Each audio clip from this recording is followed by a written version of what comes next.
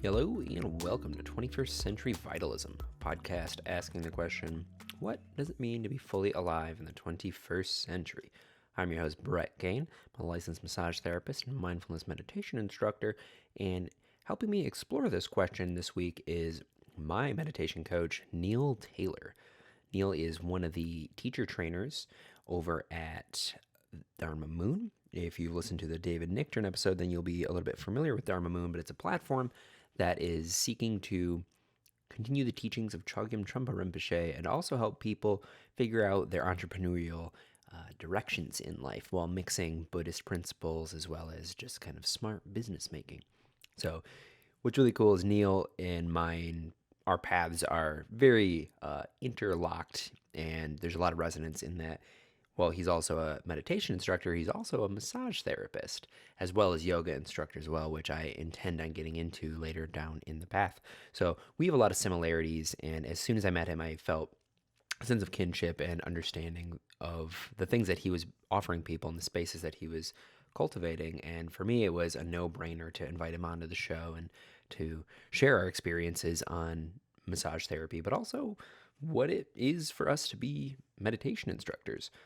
So in this conversation, we talk a lot about the idea of generating awareness and cultivating attentiveness and how important that is for pretty much every aspect of life. And we talk about how all of our offerings actually interweave and how they're all really going for the same goal.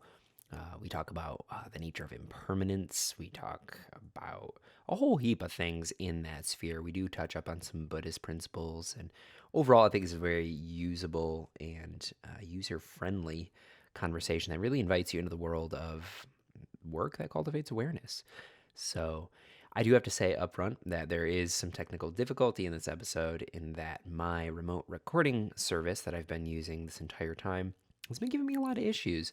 There's been 3 out of the past 5 episodes have had some audio bugs that is completely out of my control, and I don't realize it until the episode's already recorded. We don't hear it while we're talking, and I've reached out to them, and it's the first time they've ever heard these kinds of issues, so they're trying to work on it, but in the meantime, I have switched over to a new service, so I'm really sorry. There's about 10 to 15 minutes of audio on Neil's end that gets kind of digitized and maybe a little difficult to hear. So I would just advocate for using it as a moment of meditation to really listen to the words that are coming through. I mean, you can definitely understand him and really just be present with what he's actually saying and go beyond just the layer of quality and actually get the wisdom that's being shared, because I think it's actually a really important part of the conversation. And it hurts my heart that it was cut up in the way that it was, and I tried to do my best to kind of fix it and smooth it out. But yeah, I've switched my audio service at this point just because I don't want to gamble, and I want to make sure y'all have the best possible quality to really absorb the words of my guests, because I really believe in every one of them and their platforms, and this week's guest is really no different. So I'm really sorry up front. Thank you so much for bearing some patience while I work through this and try and figure out the best possible services to be using to streamline this experience. And we're all learning, we're all stumbling forward together. So thank you so much for your patience. I really appreciate you. If you hang out till the end, I really do make the show for you, which you'll know if you hang out till the end. I say it every week, and I've said it every week since I've started. I really, really appreciate any support that you're giving with your attention. It really is a great benefit of my life to be doing this show and to be supported and to be seen and to be able to slowly increase my vulnerability with all of you and just kind of bare my soul through this and help my guests bare their souls and learn the art of hosting. And I really am in it for the long haul. So thank you so much for being here at this iteration of the show. So if you want to support, if you want to help us grow this thing, head on over to Apple Podcasts, give us a review. It really does help rise through the algorithms. It helps me get more acclaimed guests. Not that I honestly think every guest I've had has been stellar. I don't really know if that's the reason why I want reviews, but it helps more people tune into the show, and it helps spread the word of what we're doing here. So that's how you can help. You can subscribe over at YouTube, like us on Facebook, Instagram. All those things keep you plugged in on every new episode, every new update. I do have some really fun things coming up that are maybe going to change the format. And I'm excited to roll that stuff out maybe in May, maybe early June. We'll see how that goes. All of Neil's info is down in the links below. Keep in touch with him. You can do the virtual mindfulness meditation training with him, or you can reach out to me if you like my candor. It's 21st Century Vitalism at gmail.com. Like I said, today's guest is awesome. I rely on him to guide me through any sticky points in my own practice, and I trust that you're going to get something really potent out of this conversation because it really is an important conversation. We really got to be putting awareness front and center, and he helps me do that. So, without further ado, please open your hearts, drink some tea, do some stretches, and welcome Neil Taylor.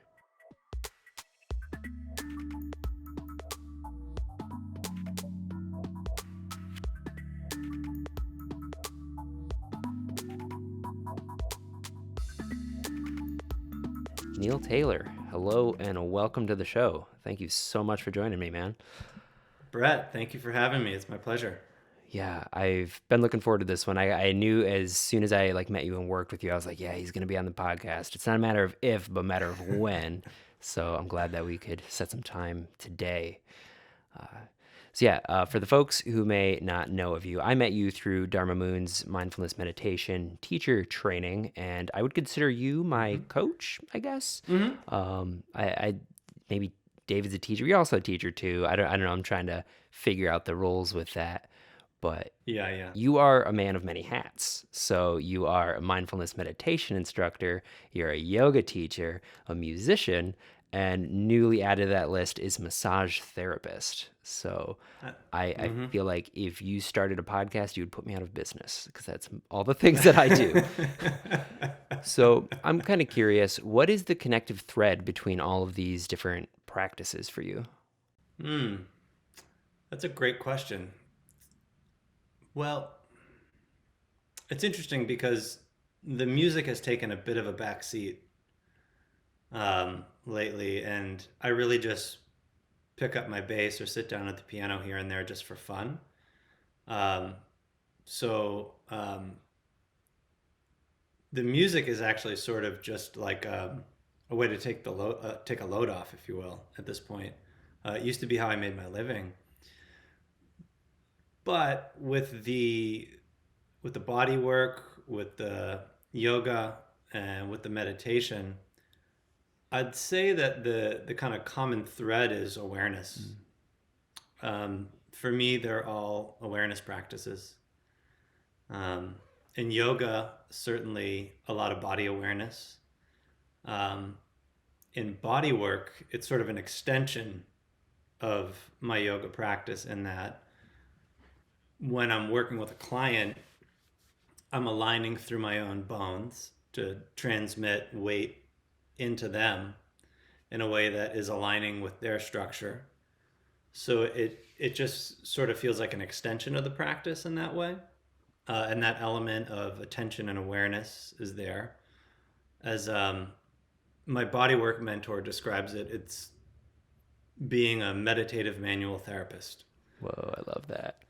Yeah, yeah, that's a sweet line. So I decided to lift that one. Yeah, yeah. And then the Dharma practice, the meditation, is kind of really where, for me, um, I sort of cultivate the qualities that I want to bring to my work as a body worker, um, and the awareness and attention that I develop on the cushion um, certainly informs very strongly how I practice yoga. Um, so I would say that if there was a foundation for it all, it's the sitting meditation practice for sure. Um, and I could even look at my yoga practice and my work as a body worker as post meditation, Hmm. but sort of a more formal post meditation. As you know, in our tradition, we kind of talk about your time on the cushion as being meditation, and everything else off the cushion being post meditation.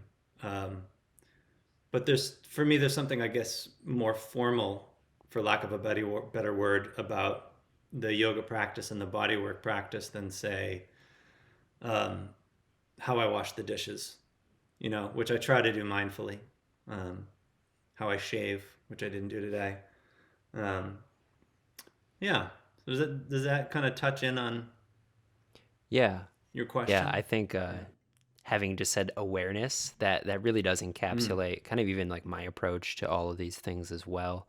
And it's interesting that you kind mm, of have your traditional meditative practice is kind of like your input, and then you have your output of the yoga and the body work. mm, And for the folks mm. who aren't really familiar with this world where we're saying things like awareness, what exactly do we mean when we say that, like we're cultivating awareness? That might be a foreign concept to some people. Yeah, that's a great question.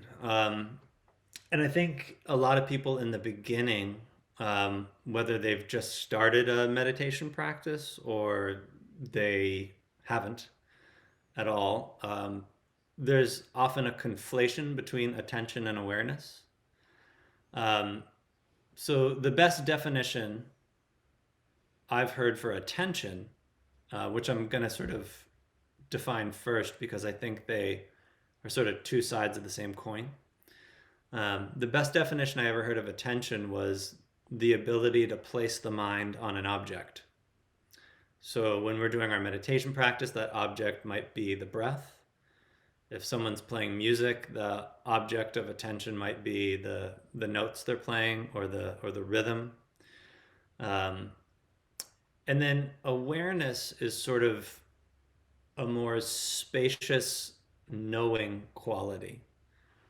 Um, so like in the Satipatthana Sutra, depending on if you want to use Pali or Sanskrit, the original sutras on mindfulness from the discourses of the Buddha. One of the things he said is, as you're breathing in, know that you're breathing in. As you're breathing out, know that you're breathing out. And I'm definitely paraphrasing quite a bit, but that's the general gist of it. And so for me, awareness is sort of this knowing quality, being aware of something like um, I'm attentive to the computer screen and the conversation that you and I are having, but in my awareness, like I know that a Jeep just drove by. Um, and I know that there's like a blue sky and it's not raining out. So to me, awareness and attention are worth differentiating. And at the same time, attention makes us present enough that we recognize that awareness is actually already there. Um, the way David once put it is that attention is like the edge of awareness, or it's like the arrowhead of awareness. So it kind of has that very direct, precise, almost piercing quality. You can kind of pierce through our discursive mind, our distraction, um, and kind of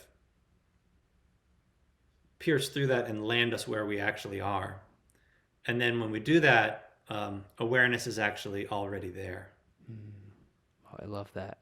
So, your philosophy with body work, would you say that you're training both awareness and attentiveness within your clients, or does that specific modality kind of favor the cultivation of one over the other? Um, well, just to make sure I understand your question, when you say training, do you say within my clients or with my clients? Like training within your clients, like what you're offering, is it more the ability for them to develop attention or awareness? Yeah, so I think they go hand in hand, um, and in the way that I've been taught, um, you kind of want a little bit of both because if all you have is attention, it's kind of like a tunnel vision Yeah. type of thing, um, where you're so locked into something that you don't notice that a Jeep just drove by, right? You don't notice that there's like a beautiful blue sky, and there's a lot that we could miss out on in life if we don't have that element of awareness. So when I work with people one on one, whether it's in body work or in yoga or in meditation, um, I wouldn't say I choose between the two, but I use them both sort of as, again, two sides of the same coin. Yeah. Well, it also seems like, as you were saying, there's kind of the downside of it. If you're too attentive, then you become hyper fixated to a point where you kind of become locked down and just like the hyper fixation. But then if you're Mm-hmm. have too much awareness without the attentiveness, then everything is just open space. And then I could see that being really hard to actually kind of enact or manifest the things that you're trying to do in life. Mm-hmm. Yeah, yeah, very well put. I agree Yeah. completely. So, how did you find your way to this path? How did you find your way to cultivating awareness and working with the mind? What were some of the first steps when you were like, "Oh, there's something to actually be learned here"? Mm. Yeah, I mean, I guess I have to kind of go back to the first person who introduced me to meditation. Um, was actually an acupuncturist that I went to see, and it turned out that he had studied for years as a Zen Buddhist priest. And this was a little over 20 years ago when I was in high school. Um, and so he just introduced all of his clients to meditation, it seemed, as far as I know, from the way he talked about it. So that was sort of my first um, introduction to it. And then, sort of still within the Zen world, um, right after high school, when I was 18, I went on a retreat with Thich Nhat Hanh. Whoa. Yeah, and I didn't really, admittedly, know who the dude was. I had like one of my close friends was going, and I was like, "This sounds really cool. I think I'm gonna go too." And then a third friend of ours was like, "Well, what am I gonna do this summer? I'm gonna go with you guys." And so we all went, and it was kind of a life changing and profound experience. Yeah, yeah. To just be really steeped in what he calls the energy of mindfulness. Mhm. Um, so that's where it started for me. And then around that same time, I discovered yoga, kind of by accident. Um, I was just like looking for some sort of exercise to do. Um, and I tried to practice, and it sort of became pretty apparent when I was in Shavasana for the first time that I wasn't just, exercising. There was a whole lot more to it. Um, and from there, I was off to music school. Mhm. So the Dharma and the yoga kind of became the background, and the music was the main focus. And as years went on, I made my living as a musician. Um, but eventually, so the yoga and the Dharma were like kind of banging more and more loudly on the door of my mind. I sort of like some seeds had been planted and they were coming to fruition. And so I just felt more and more drawn to it. Um, so it's hard to pinpoint a specific moment, but certainly there was people that I came across that had a big influence on me. Like the first person who taught me to sit, Thich Nhat Hanh, um, different yoga teachers I worked with, and then as I started to teach yoga, I met David Nichtern, um, and that really reignited my meditation practice in a big way. Um, and I haven't really looked back since. Yeah. So, Yeah. do you sit pretty much every day? Oh yeah, Yeah. yeah, What's your practice yeah. like time wise? Not that that's the biggest thing, Mm-hmm. but Yeah, it's typically I sit for an hour. If there's a day where I just have to be up really, really early, um, it might be 30 minutes or 45 minutes. Um, Sometimes I'll miss a day like anyone else. Sometimes I'll sit twice in a day. And I think it's important to go on retreat um, if you're kind of serious about the path and the practice. Um, because there's something about just having that parenthesis in your year, or maybe more than one parenthesis in your year, where you're just completely steeped in practice. There's no emails you have to write. There's no You don't have to go to work. You don't have to, mail a letter or do anything like that. It's just pure practice. You can go a little bit deeper. There's a little bit of attentional momentum that you might develop. Just like as sometimes if you spend a little more time on the cushion, you might go a little bit deeper into your practice. It's like that, but on a bigger level, so to speak. Yeah. I notice within my practice, it definitely feels like there's certain gates that you end up passing through the longer you sit. Like if you're not really used to longer sits, like the first 20 minutes could just be agonizing. But after an hour and 20 minutes, then you have just a completely different open space that you're actually in. And it's like the depth and the way that that unfolds is really fascinating to me. And yeah, I could see how going into retreat and kind of I could see there being maybe like a sense of whiplash. Like the first day is that first 20 minutes where you're like, oh, what have I done? And you're just Yeah. constantly in your storylines and the momentum of your just your thought patterns. Is that kind of how that will play out?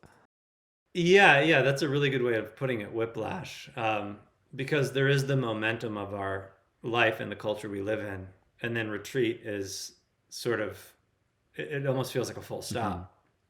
But kind of like whiplash, sometimes the effects of it aren't felt right away. So what I've noticed is it's sort of more like the third or fourth day of retreat is like where you could sort of start to really feel it. Yeah. Because the first day or two, you're just sort of settling in, getting oriented, figuring out where like the cafeteria is, and going for walks to get the lay of the land, and getting to know the teacher if you don't know them already. And then yeah, it's like then when you've really sort of settled in, that's when I noticed there's that sort of hump Yeah. on the third or fourth day. Yeah. So I wanted to go back a little bit because this is something I've heard a lot of people talk about. When you said with Thich Nhat Hanh, you were immersed Mm-hmm. in the energy of mindfulness. And I feel Mm-hmm. like I've heard David talk about this with like Trungpa Rinpoche, and that like everything he did steeped with mindfulness. Every movement just had so much grace and fluidity to it. How would you explain that energy if anybody has never experienced that? Mm. I mean, my first thought is that I don't know if it can be explained in Hmm. words. Um, I think you just explained it really well, referencing what David has said about Trungpa Rinpoche. But I guess what I would describe it as is sometimes when you're around a person like that who has had a lifetime of practice, you get the sense that they don't check out as much, if at all. Um, like you and I and most people, if we sit down to meditate, we'll notice that we get distracted quite a bit. Hmm. And that if we look at our daily lives, we probably notice that we're in and out. We're lost in thought, and then we're back in the moment. Um, so with folks like that, with like a guy like Thich Nhat Hanh or Trungpa Rinpoche, um, I think it would probably best be described as it. And I never met Trungpa Rinpoche. He passed away when I was 4. As far as I know, I never crossed Yeah. paths. Not this But lifetime. yeah, exactly. But I think maybe just a sense that this person doesn't check out, Yeah. that they're really here, like really grounded, really stable, really present. Um, the sound that David often makes when he talks about it is, I think the sound he makes is, I love that. you know, That sounds like a David yeah. sound for sure. There's something about checking out that I find to be really fascinating because I'm sure most listeners can empathize with this, and I definitely can. Mm. I really liked David's term of like walking through the daydream, Mm-hmm. and like this idea that like there's so much of our being and our energy that gets kind of hidden and like obscured through checking out. Mm-hmm. Like we could be interacting, like, even right now, like there could be a part of you that's thinking about like, well, what am I going to eat for dinner? And like that's like an energy that's like being reserved from being present with the moment. Hmm. And I feel like there's people who have a keen insight like I am just never here, and Mm. that's just really interesting, like the energetic tendency that gets caught up in that as well. Yeah. Well, and I think I'm glad you brought that up about people who have that sense that they're never there, because the fact that they're recognizing that they're not present is the very skill we're trying to cultivate in meditation. Um, so when I teach beginners and they recognize how active their discursive mind is, I actually think that's a really good thing. They're often find it a little bit unsettling because they've never actually looked at their own mind. Um, and I think it's often the case that people who sit for the very first time and seem to have the impression that their attention is perfectly stable are in for a rude awakening if they keep practicing. Yeah, yeah, yeah, So I think if someone notices how distracted they are right at the beginning, they might actually have like a talent for meditation yeah, rather than being not good at it, if that's their yeah. perception of it. That's what's really interesting is that's most people's takeaway. That's something I've taught a few people now at this point, and I've had a few students who they were like, I thought the entire time. Mm. I'm like, well, that's kind of like the point of like the container of meditation is it gives you a start and end point to where you can kind of assess, where Mm. it's like it's the first time you may have had that moment of like looking back and, oh, my mind was super busy for that stretch of time. But a lot of people take that as like a loss Mm. when really it's like the art of coming back. It's like the more times you fail, it's actually the success. Yeah. No, I couldn't agree more. The analogy I often give to people is like weightlifting. Hmm. Like if you go to the gym and you do one bicep curl, right? That's not that good of a workout. You actually have to you have to let the weight go back down and then lift it up again. So it's like each time you get distracted and come back, that's like one more bicep curl for your brain, so to speak. Yeah. Well, my brain is super scattered, so I must be the best possible meditator there is. It's like 1,000 times like you're thinking again, like, oh yeah, that's right. Mm. More gently than that. But yeah, so what are some of the phases? Are there phases with mindfulness? I don't know where I'm at with the practice, if I'm being honest. I feel like I'm at a point where I almost said that I don't really have any questions to ask, but I guess I'm asking you this question. Is there kind of a self-referential deepening that you can kind of like, oh, I'm relating to this in a different way? Is there something obvious that we can kind of hang our hat on? I mean, I would. It's tempting to kind of look for benchmarks, um, and it's tempting to want the progress of your practice to unfold in sort of a neat, sequential, orderly manner. But I think it rarely ever does. Um, I think it almost might have, on one level, cycles like seasons. Not that predictable, but days where you're very distracted and days where you're not. Um, in the Tibetan tradition, they say there's two kinds of mind, there's still mind and moving mind. Now, one can get to a point where the attention is stable enough that thoughts can come and go without getting lost in thought. Oftentimes, what we're noticing in our practice in the beginning is, oh, I was like lost in thought. I was thinking about X, Y, or Z for I don't know how long. And I just sort of had this like moment where I sort of had like a micro awakening. I just realized I was gone and now I'm back. But as attention and awareness get more stable, it might start to be a little bit more like, okay, this is still mind, this is moving mind, and I'm not lost.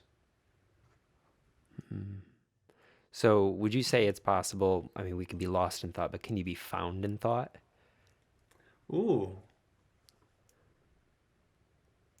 well, I would say, yeah. Yeah. Yeah. It really does sound a lot like the Thich Nhat Hanh approach to things. Like I've read a few of his books, and it's always kind of been about like, Mm, stop trying to do this or that, and like welcome your anger over for some tea. And like it was very much like looking directly at the mm. thoughts. And I think that that's something that a Yeah. lot of people who start to meditate kind of have like a misidentification with, is that they think it's a Mm, practice to mm. suppress thoughts, and that's Right. like really not what's happening. There are some practices. Could you speak to those practices and maybe how they could be beneficial in a way? Um, so, in the Theravadan tradition, which I haven't done a lot of practice in, there's something called jhana states, um, which basically involve reaching such a high level of concentration, like very, very single pointed, um, that certain elements of experience completely fall away. Um, in the Tibetan tradition, they do not advocate for that. In the Tibetan tradition, it's a little bit more like perpetually opening. We open to what's arising, and then we continue to open, and then more arises, and we continue to open. And it's sort of this more and more spacious, expansive quality, but with an element of attention, with this element of actually really being there for it all. Um, so, different strokes for different folks, Mhm. right? Different approaches from different traditions. But I think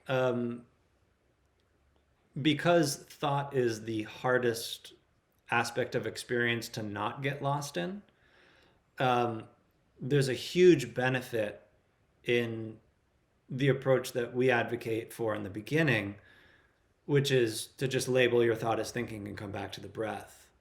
Because the mind kind of perceives through contrast, right? Like, I was lost, now I'm awake again. I was lost, now I'm awake again. So you start to get a feeling for what it's like when you're, more wakeful, when you're more present.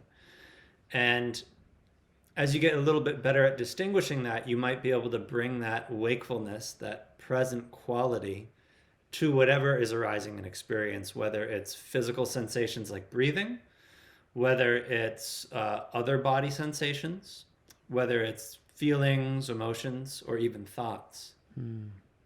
It kind of seems like a little bit more of a subtle and nuanced approach. And I'm not Mm. like using this as a means to talk down of other practices, but this really does to me speak to like Mm-hmm. the Western mind. Like this seems like the perfect salve for the hyperactivity that we kind of find ourselves in. And Mm. I, I really like Trungpa Rinpoche's phrase of spiritual materialism. Mm-hmm. And I feel like it is really easy and sticky for some practices to be used in that way, to where like I'm going to reach the third formless jhana and then just like, okay, but your bills aren't getting paid, and like your girlfriend's mad at you now and like your dog hasn't eaten. And Mm. I almost feel like mindfulness is like, it just cuts through all of that. I don't know if that's. Yeah, and and I think I don't want to comment too much on other traditions, only because I I think there's a lot to be learned there. Um, you know, in our culture that you mentioned, that's a very distracted culture. From what very very little I understand about neuroscience, um, for example, when someone has like ADD, for example, there's a part of the brain called the ACC, the anterior cingulate cortex, I believe, and it kind of goes offline when someone's experiencing that. And from what I understand, like a concentration practice really helps to strengthen that part of the brain. Mm, So I really think it is, not to repeat myself too much, but just different strokes for different folks. Um, and there's just a lot to be offered. And in a way, I feel like all these different traditions, whether it's Tibetan Buddhism, Zen, or Theravadan Buddhism, it's all the same lineage to me. yeah, It all goes back to the Buddha. yeah, Um, you know, I so love that. yeah.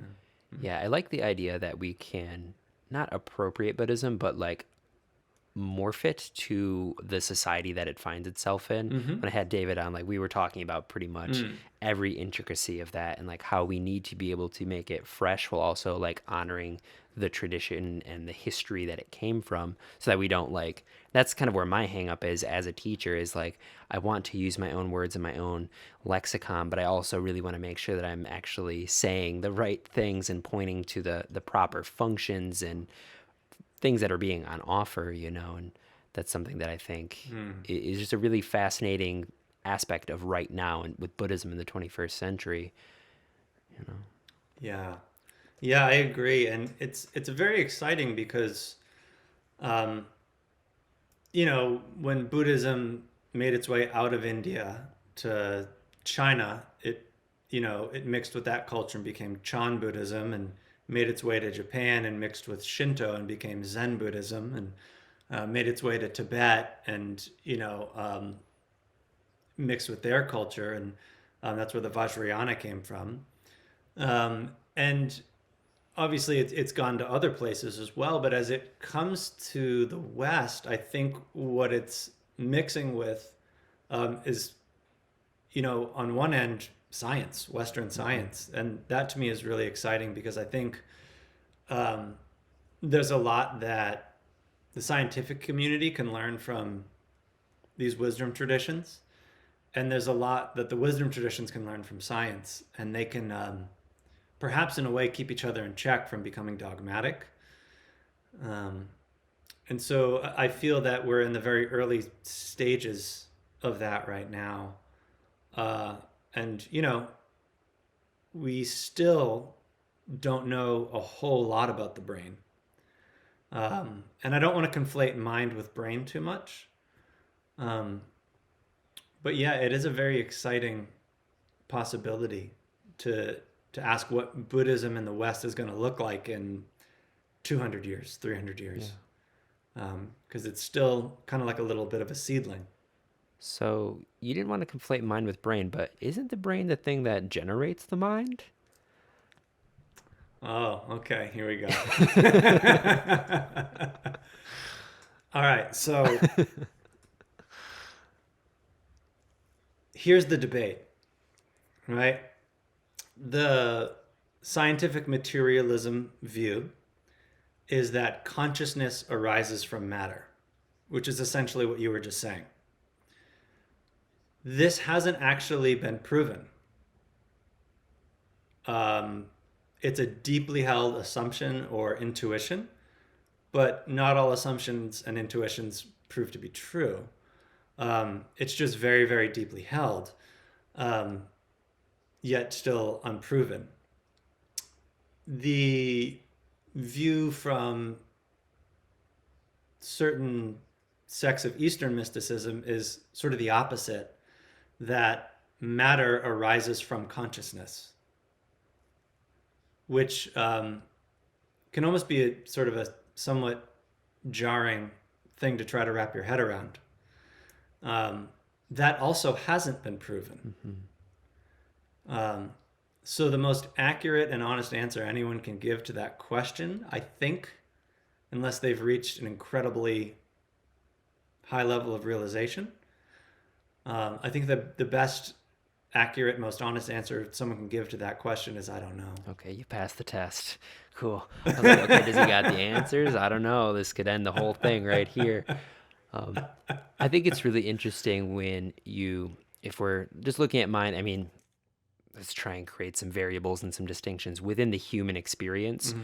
When you put the human experience through any sort of real torque, Mm-hmm. so you either, I mean, I think the things that generate the most torque, like strong dose of a psychedelic substance, dying, like childbirth, these things almost, you always hear these like reports of people who end up coming back and they're like, oh no, consciousness is first, at least, and whether or not that's something that's just the brain's interpretation of an experience that it can't really fathom, like the limits of understanding, or whether or not that's like the real thing. Like, I wonder if we can actually ever get to a point where we can prove this. Like, the thing that's doing the proving is the thing that's trying to be understood. Like, the eye can't see itself. That's like Alan Watts 101, Yeah. A knife can't cut itself. Right. Yeah. Right. Yeah. Yeah, so it's just really interesting that there's still a lot of similarities in the people who've done the most work, the people who have been actually sitting in mountains for 80 years meditating, like they hold this view and Mm. it's like I don't know, like can our instruments really match the experience of like giving your entire life energy to this singular pursuit, you know? I'd Mm. like to hope maybe. I mean, Shinzen Young thinks so. Yeah. I read the Science of Enlightenment on your request, Mm. and Yeah, yeah. I really enjoyed it. I really thought the first half was very useful, and the second half got really nebulous. Like Yes, that's a good way to describe after he it. started bringing in the nuances of impermanence and what was Mm-hmm. the thing like the power of gone and all that. That's Mm-hmm. when I was like, I don't know if I have the experience to align to his words, but Yeah. it did show me that impermanence is not, and this is, I think your words, it's not like the nihilistic. Okay, one day you're dead and everything's gone and it's just over, and Mm. yeah, do you think you could touch up on that for the folks who, I think a lot of people, they look at Buddhism and they're like, oh yeah, suffering's a thing and impermanence, everybody dies. That's kind of like the back of the book, without diving in. Mm. Mm. Yeah. Well, yeah, I'll definitely touch on that, but I also wanted to kind of link that to something you said earlier about trying to present the practice in your own words and in the own context, in the context that you're living in, while still honoring the tradition. And I think that's kind of what you pointed out about Shinzen Young. It's like he studied as a monk, he meditated for thousands of hours. And the reason he's able to put things in his own words is because he has the experience on the cushion and in life to be able to just simply describe what he's actually experiencing. So I think teaching, um, you have to study, practice, contemplate. Those are like the three pillars. And then your way of describing things and presenting things might unfold naturally. Just like if you ate some food that no one else has ever eaten, right? You'd have to do your best to describe it, um, but they're never going to really know until they just take a bite of it. Yeah. Yeah. Yeah. And then this, just to touch on the question that you asked me to touch on, yeah, I think sometimes people hear like suffering, impermanence, like Buddhism is all bad news. But it's more of pointing out that we ignore those things, right? That we avoid our own discomfort, um, that we try to solidify our life and the experience of being human in such a way that when impermanence really rears its head in a major way, we're completely kind of shook and um, shocked by that. Um, and you could say that it's bad news that they're suffering in life. Um, but I think what's worse news is ignoring reality, and there's like an upside to all this stuff because that's just the first noble truth. And then the second noble truth is, well, there's a root cause to our suffering, which is that we have this emotional reactivity to what arises in experience. We want to ignore some things, grasp onto other things, and repel other experiences.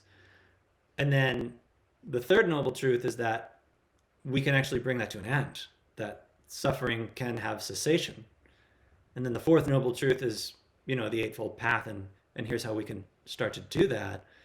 Um, and then even, if you just look at impermanence, it's pretty easy to see the upside of it. Like we're in a pandemic, but at some point it's not going to be as bad as it is right now.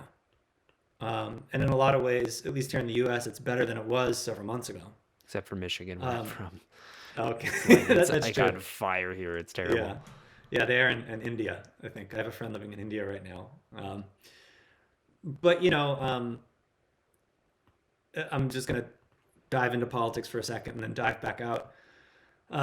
For most of us in the Dharma world, I'm just gonna take a leap here and assume that a lot of Dharma practitioners and yoga practitioners weren't huge fans of Donald Trump, right? And like his time in the White House was impermanent. Like, it's over. He's gone. Maybe he's going to run again in 2024. I don't know. But, impermanence has an upside and a downside. Um, yeah. I think the less of a working relationship that we have with impermanence, I mean, we're really just shielding ourselves from even like the good things in life, Hmm. because like even when you're enjoying like a nice ice cream cone, like we're not thinking about like the end of the ice cream cone. We're just so enraptured in that moment that we kind of become fixated on it in a way. And then when it's done, you're like, oh, well, now I have to Mm. get something salty to eat to like balance out this ice cream cone. And I feel like if you were to start that ice cream cone with, okay, this is going to end. Like there's no need to like grasp on to Mm. some solidified, secured access in the future. It's just this is a temporary thing. And I feel like if we approach a lot of things in life, understanding that they're temporary, even our relationships, at some point everything's going to end, it kind of allows you to get more sweetness out of it. Not in like a clingy way, but it helps you just kind of be present with it, you know? Yeah, I agree completely. I think experience and life in general is precious because it Yeah. doesn't last. Um, and if you're eating that ice cream cone, a lot of times you go for the next bite or the next lick so quickly because you want to keep that experience flowing, but you might not have really fully experienced the first bite. Um, like if you bite into a strawberry, you Mm-hmm. notice that it goes from sweet to tart to sweet to tart again. And there's so much nuance and impermanence, even just in one bite of food, even in the flavor of something. It's kind of constantly percolating and changing. Um, and just to bring it back to Shinzen Young, who we both seem to appreciate, um, he often describes craving as the result of an incomplete experience. Yeah. Whoa. Yeah, I remember that. Wow. That's cool. I Hmm. think there's another part of it that people don't want to look at the idea of impermanence. And as a result, we invest a lot of energy in defending against it, against the reality of it. Yeah. A lot of times we structure our entire life narrative as if there is going to be no Mm. end. We want to secure this like safe, indefinite future. And like you were saying, like we're not having the action steps to be able to like handle those kind of sometimes dramatic endings with any sense of like grace. Like that was are you familiar with stoicism at all? Very little. Very little. There's a book called The Good Life by I think his name's William Irving, and like the key stoic thing is to think about death a lot. Like that's the thing, and everybody's like, "Oh, that sounds terrible," but for them, it gave them such a raw experience of life, and like they were living way beyond the measures of the like, average person. And I just think like the energy that we invest in impermanence is going to be invested regardless. It's just a matter of if you're using it for you or against you. you know. Yeah, yeah, that's a good way to put it. Yeah, and I'll have to check out the Stoicism stuff because it sounds like there's a lot of crossover with the Buddhist view. And that's the wonderful thing about wisdom is that it's not, you can't copyright wisdom. It's uh, it's just there to be discovered. Except for this podcast is totally copyrighted. Don't ever quote from it. This is it. I own it. I'm just kidding.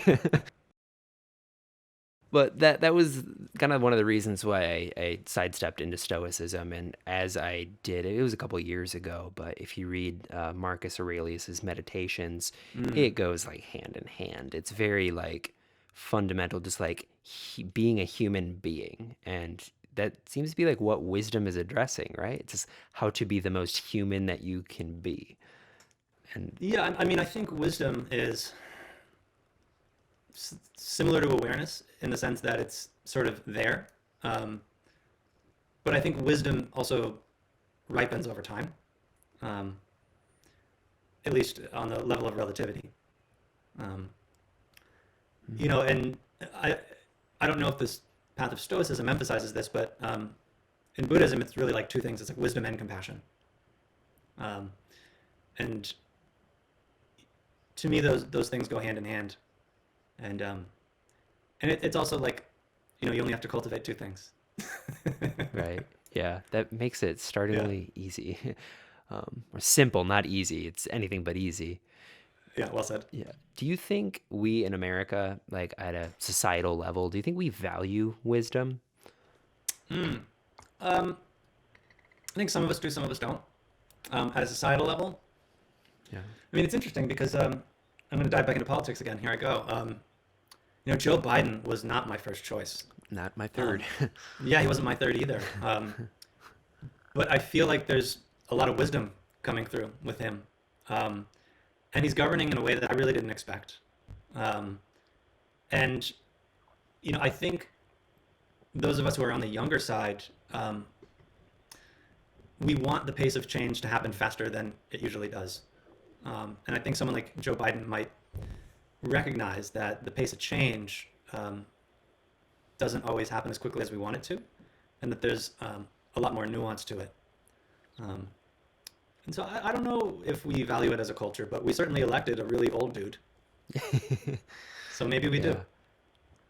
Yeah. Yeah. I mean, that's typically what I feel like we associate with wisdom is age, Hmm.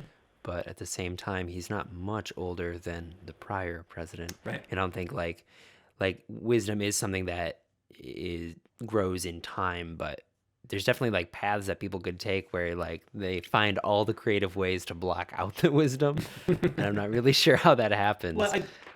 I would venture to say that a lot of it is conditioning. Hmm. Um, I think Donald Trump probably grew up in a household that was sick, even if they had a lot of money. Um, and it can't be a pleasant experience to live in his Yeah. skin. You know, um, and from the Buddhist perspective, everybody, everybody has the seed of awakening in them. But I think we also have to be pragmatic, and not have what Trungpa Rinpoche called idiot compassion, where you let someone continue to behave in a way that isn't healthy for anybody because you're just wanting to be nice all the time. You know, sometimes the most compassionate thing is to kind of put your foot down and take a Yeah. stand and you know not put up with that kind of Yeah. crap. So, in your idea, if all we really have to do is cultivate wisdom and compassion, Hmm. and I think people get kind of a sense for the presence of wisdom, I don't know if we really have like a lot of cultural narrative on like what compassion looks like. Mm. I know that there was kind of the narrative during the pandemic, like the essential workers are like the heroes and these compassionate figures, but like they were like kind of forced to do everything they were doing. Yeah. How, how do we cultivate compassion if we feel like we don't have like a native on board direction in it or compass towards it? Yeah. I think it starts with the first noble truth, um, with being willing to turn and face your own suffering and to be able to experience it with a little bit of curiosity, um, and try to develop an understanding of what it really is. Um, because then when you see someone else suffering, you say, ah, I know what that is. I've been there. And you start to see yourself in other people. So I think, it's like going from the Hinayana, working with yourself. And in a way, the Mahayana is just a very natural progression to, working with others and having that be the basis of your practice. So, what about the folks who are working in, say, like activism circles or outreach circles Mm. or in the medical system, who their job is to, on paper, help people, but they don't have the contemplative practice where they've actually looked at themselves? Is there a form of compassion there yet, or can you be doing good for people not from a place of compassion, but out of maybe moral responsibility or it? Yeah, I mean, I think it could be a little bit of both. I think compassion is, with all things in the Buddhist path, none of it is imported. The idea is that the seeds of all this stuff is already in you. And it practices a little bit like watering the seeds. Um, and there might be some people who are naturally, maybe gifted with compassion, and maybe that steers them towards a certain line of work. Um, and I don't think you necessarily have to meditate an hour a day to be a compassionate person. Um, I think there's going to be different paths for different people. Um, and it's a good question to ask whether or not moral responsibility or the feeling of moral responsibility can be divorced from compassion. There's certainly possibly cultural and societal pressure to be a moral person. There's a structure to the culture we live in. But I don't know that you can separate it completely from compassion. I think on some level, they can both come from the same place. Wow. So, for you on your own path, do Mm. you feel that learning body work is a form of cultivating compassion? Yeah, I do. I think it's where compassion can turn into action. Um, you know, it's like we resonate with someone, we understand what they're suffering with. And I think if we approach a client, we have to have boundaries, of course. Um, but if we don't, recognize that, okay, this person is suffering, and out of compassion, I'm going to act, um, you know, for me, that won't really work. That's just not how I'm wired. Um, and I do think people get into the field of body work um, because they want to help people. You know, um, I don't know that there's any other reason to do it. What about you? I think it is, yeah. I mean, I've been interested in Dharma for a while now, not in like a way where I was engaging with it. I was reading books, and Mm-hmm. it was really like getting well read on trauma work that actually gave me a potential like channel to start Mm. using the cultivated compassion and awareness that I was getting from my reading and my practice. And yeah, it just led me really neatly into body work. Yeah. It was either I go get like a doctorate to go be a therapist, or I could side skirt all Yeah. that and work with people's bodies Mm. for 9 months, you know? And I was like, that's the way. Mm. Yeah, and for me, it really feels like a foundational practice. Um, it's interesting that like meditation was your first thing, but I was probably more invested in body work before I was in meditation. Mm. But I started to see, at least for my own, the space that I had to hold in order to have good treatments Yeah. was really similar to the meditative space. Mm-hmm. I mean, I had to be very aware of where my mind was at. And the moment that I would lose connection, if I started thinking about something else, Yeah. like, wait, where's my stroke going? You know, like I would literally lose touch with the other Wow. person's body and ultimately their nervous system. Mm. So it's interesting that we're kind of working, we're like going parallel past each other, you know, in the different directions. Mm. But yeah, I mean, body work has been one of the most like life altering things that I've done next to maybe starting this podcast, Mm. being able to like interact with people and get my thoughts out there and be seen. But yeah, it's an incredibly powerful thing, and there's nothing like it when you have somebody come in who has, say, like a neurological disorder, and they're constantly convulsing or twitching, and you're able to slow everything down for them. Like the feeling of connection that comes with that when they like see you, and it's not like a self-validating like, oh, I'm this good guy, but it's like I was able to take my cultivated practice and apply it skillfully. And to me, that supercharged something in me that I think every body worker should probably be feeling, though I'm sure there are some that don't. Yeah. Well, and I think that if in any line of work, someone can get jaded and lose touch with that. But for me, Hmm. caring about other people is a pretty good North Star. Yeah. And that Yeah. could lead to one's approach to bodywork changing completely and going in a different direction. But yeah, I think it's good to have some sort of principle like that can be a guiding Yeah. force in life. So, how's your practice developed? I know that you got licensed bodywork practice. That is, I think it Oh yeah. was last year. You said, Mm-hmm.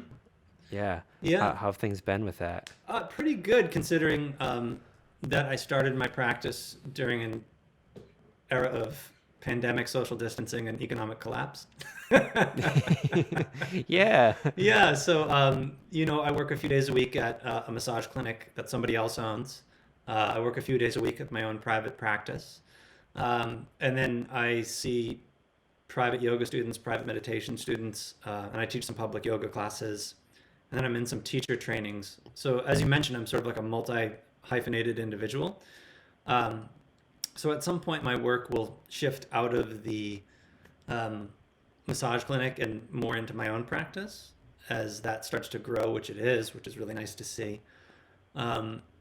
And at some point, sort of these different streams, like yoga and meditation and body work, I think will start to merge. I do at some point want to start practicing yoga therapy. Mm.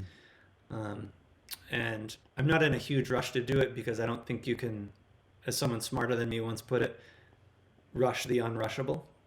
Mm-hmm. Yeah. But that's a direction I see myself heading in. Yeah. Yeah. Do you think there's a creative way to mix the mindfulness with massage? Have you thought about how these worlds can kind of collide? Yeah, I have thought about it a little bit, and I think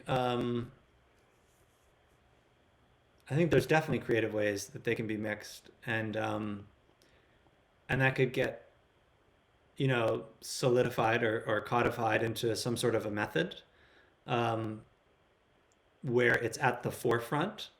Um, but it can also be operating in the background, as you and I were just talking about, that you're actually bringing a meditative awareness to the work you're doing, so that it's a post meditation practice. It's an extension of the practice. Where these things intersect more directly um, is an interesting question to continue contemplating, for Yeah. sure. Yeah.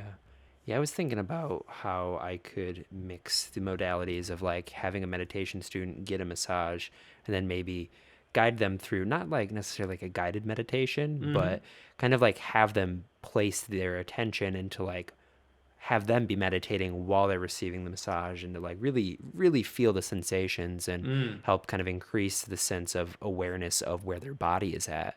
I could see that being pretty powerful. Yeah, absolutely. Because it's one thing for the therapist to be training in awareness. Um, it's another thing if the client is as well. And then in that sense, they're a lot more invested in their own healing. Um, and that could be very empowering for them. And I think a lot of folks don't really recognize um, the power of awareness and how helpful it can be in one's own body. A lot of our tension is habitually held.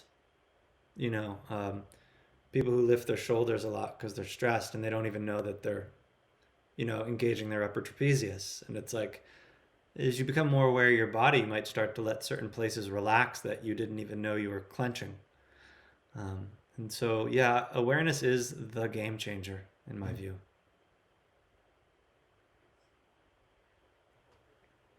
Yeah.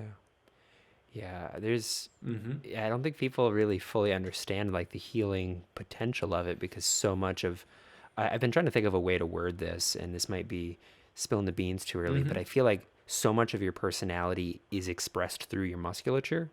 Like not only like where you hold your stress, but like heartaches, like when you're going through an experience like this, you assume certain postures and unless you process that energy effectively, you're going to lock it into that posture and then months are going to go by and it's like your right arm is Mm-hmm. still going to be feeling that thing. It's still in there because you haven't processed it, so by raising the awareness of where your how tense your muscles are, you're also understanding yourself. You're able to see a wider perspective of who you are. you know Yeah, very well said. I agree completely. yeah, it is kind of hard because at least I'm finding in my practice in West Michigan, which is fairly conservative, and Mm-hmm. I don't think there's a lot of opportunities for an expanded view of this kind of thing. Mm. People's view of massage therapy is literally go in, get this relaxing massage, or like treat a medical thing. But like to have them become engaged, I think is really the next step. And I think so much, it's a completely different practice when they're also engaged with the process. And that's what I think I really like about your platform is you're doing the yoga. So not only are you doing the massage, but if you also bring yoga to them and then you're teaching them to feel into these centers that you've kind of given attention to, you're Mm. creating there's all these neurological pathways for people to access their own inner truth of who they are, and that's my biggest thing is like let's equip you with the tools to not have to see me anymore. Everyone likes a massage, but how about we don't need the massage you know Yeah, yeah. I think it's That's a really skillful way to look at it, because I do think there's unfortunately some therapists out there who um, are so focused on client retention that helping the person solve the issue is, secondary. Hmm. Um, and, you should try to massage your way out of a job, so to speak. Yeah, I love And in that. and in doing so, you develop a certain amount of credibility, because people start saying, "I went to see Brett, and I was having this issue with my shoulder, and now I'm not having that issue anymore. You're having something going on with your back. You should go see him. He really helped me." Yeah. And so I think being honest and unattached um, can be really good Yeah. business principles too. It's that's definitely the Yeah. thing that I've thought of when I first got licensed, was that I don't want a business that relies on repeat customers. I would much rather have like success stories that I could then like get my reputation up that way. Um, Mm. what was I just gonna say? It's right there. It happens every now and again. Yeah. Well, if it's good, it'll come back. Yeah, apparently it wasn't that good then, I guess. Well, it might come back Wow. after the recording. You never know. Yeah, as soon as we hit stop, it's gonna be right there. Oh my God, it was right there. Oh my goodness. Well, can't clamp down too much. We Yeah. are at 58 minutes, so Okay. I want to leave you some time to talk about where people can find you. I don't know where you're operating from. I've known Mm-hmm. you for a bit now, but I don't know where you're at. Um, yeah, how could people kind of plug into your platform? Yeah. So I'm operating in the greater Boston area, a little outside of Boston. Um, neiltayloryoga.com has my yoga offerings, and it links to my bodywork website, which I've chosen to keep separate for now, just to make booking a little easier. And they can also check me out at neiltaylorbodywork.com. So Mm. neiltayloryoga.com, neiltaylorbodywork.com. And then I also work with David Nickdern at Dharma Moon, um, teaching meditation and working with him in the teacher trainings and other workshops. So you can find me over there as well. And yeah, and then you can find me on this podcast, which has been such a pleasure. So thanks for having me. Yeah, of course. And you do virtual meditation, right? Yeah, yeah, I do meditation over Zoom, working one on one and stuff like that. Wonderful. Yeah, Awesome. Well, Neil, this has been a pleasure. It's been really good to see you again. It's been too long. I will definitely be booking another session with you very soon here. So, yeah. yeah. All right. Sounds great, Brett. Well, it's been a Yeah, pleasure. Thanks so much for having me. of course. Be well. You too.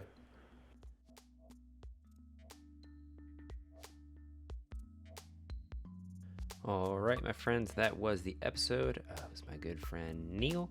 I hope you enjoyed it. Thank you so much for listening all the way through till the end. I truly do make this show for you, especially these episodes that have a little bit of audio difficulties. I'm telling you, I'm self-conscious. I don't like doing it. I don't like putting it out there like that, but I didn't want to cut out what we talked about, as you can tell if you made it this far. It was some good stuff. There was some good stuff in there, and I think it's worth hearing, even if you have to strain to hear it. So thank you again so much. I really, truly appreciate you, and am committed to putting out the best possible show that I can. So I will continue to do so, and continue to troubleshoot, and continue to work very tirelessly for your ease of listening. So thank you so much. Head on over to Apple Podcasts. Give us that review. I wouldn't say it unless it really, truly helped. You can like us over on Facebook, Instagram, subscribe over on YouTube if you want to stay in touch with the platform. We got a lot of fun guests coming up that they're going to blow your socks away, because they blew my socks away. I don't know where my socks are. You ever notice that? You always miss one sock. I don't know what happens with that, but yeah, that's life. So, all right. Have a great week, y'all. See you soon.